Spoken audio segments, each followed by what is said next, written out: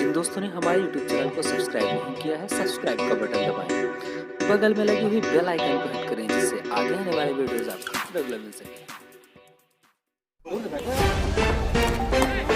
वाह सही।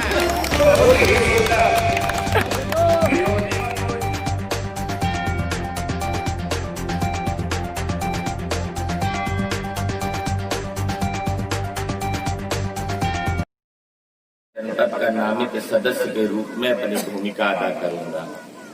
1 माह मेरे पूर्ण होने पर, लगभग 1 माह हो गए हैं।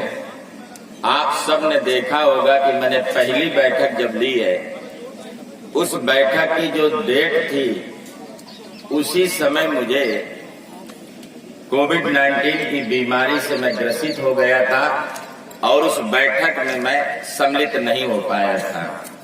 लेकिन मैंने जिलाधिकारी महोदय को, अपने नौजवान साथियों को, सभी खिलाड़ियों की जो उनके हृदय की वेदना थी, उस बैठक में मैंने भेजा था और उसको जिले के सभी अधिकारियों ने मेरी बात को बड़ी गंभीरता से लिया और मैंने कहा कि ये 2005 में भारत सरकार ने खेल कूद के मैदानों को मनरेगा के द्वारा उन्हें समतलीकरण कराना, उनकी तार फेंसिंग लगवाना और वहां पे एक कमरा बनवाने का, एक शौचालय बनवाने का और पानी की व्यवस्था का इंतजाम करने का 2005 में तय किया गया। लेकिन बड़ा दुर्भाग्य हुआ कि 2005 में, 2015 के बाद 2020 आ गया। 5 वर्षों के बीच में इस काम में कोई प्रगति नहीं हुई थी। लेकिन आप सब ने देखा होगा, 1 माह के अंदर जनपद फतेहपुर के अंदर कोई ऐसा विकास खंड नहीं है जहाँ खेल कूद के मैदानों पर काम न शुरू हुआ हो। और मैं आपसे विश्वास दिलाता हूँ कि दिसंबर तक पूरे जनपद के अंदर 1 एकड़ के जितने भी खेलकूद के मैदान होंगे, सभी मैदान सुसज्जित होंगे और अच्छे होंगे। आपका गुड़ेलनपुर भी यही खेलकूद का जो मैदान है और सभी मैदानों पर मैंने ऐलान किया है कि अपनी विधायक निधि के द्वारा जितना भी सामान की जरूरत होगी, उसमें गांव सभा के द्वारा, जैसे ये गांव सभा में है, हमारे गांव सभा के प्रधान को मैं फिर धन्यवाद दूंगा कि जब से मेरे संपर्क में अभी बीच में आए, पहले थोड़ा चिढ़कते रहते थे। इनको लगता था कि यार हमारी गणित खराब कर देते थे मंत्री जी। भाई कई प्रधानों को ये लगता है, कभी कभी मेरी कार्य पद्धति से गांव सभा के प्रधानों को मेरे प्रति संदेह होने लगता है कि ये क्या हमारा विरोध कर रहे हैं, क्या हमारा गड़बड़ नहीं कर देंगे। जैसे मैंने ग्राम संसद का जो आयोजन शुरू किया है, उस ग्राम संसद में चूंकि मुझे धूप हो रही है, लेकिन मैं युवाओं को आऊंगा। कल भी मैंने कहा है मंडल अध्यक्ष जी संतोष गुप्ता जी से, फिर आप बूथ अध्यक्षों को बुलाओ, युवाओं को बुलाओ।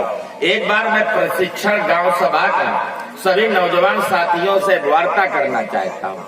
आपको पंचायती राज एक्ट के बारे में, गांव सभा का कैसे गठन हो और कैसे काम हो, इसकी विस्तृत सूचनाएं देना चाहता हूं। और जैसे लोकसभा चलती है, विधानसभा चलती है, जिला पंचायत चलती है, ब्लॉक चलता है, महानगर में मेयर जो चलाते हैं, टाउन एरिया में जो चेयरमैन चलाते हैं, जैसे वार्ड के सभासद हैं, इसी तरह गांव सभा के जो सदस्य होते हैं वो भी अपने वार्ड में, उसका भी पत्थर में नाम लिखा जाए। जो भी राजवित्त 14वां वित्त से पैसा आता है, उसका भी पूरे गांव में वार्ड वाइज विकेंद्रीकरण हो और अपने वार्ड का उसे काम कराने का हक और अधिकार मिले पूर्ण रूपेण से।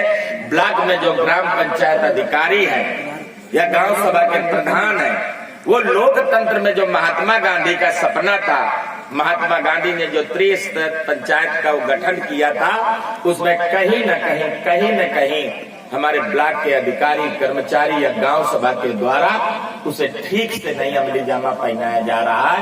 ये सब काम मैं इसलिए आज खेलकूद के मैदान में कह रहा हूं कि खेलेगा इंडिया, खेलेगा अगर इंडिया तो खिलेगा इंडिया। ये जो प्रधानमंत्री जी ने नारा दिया है, ये गांधी जी का भी सपना था। गांव सभाओं में जब हमारे यहाँ गांव सभा से काम होगा तो हमारे खेल कूद के मैदान भी अच्छे होंगे। आप सबको पुनः शुभकामनाएं।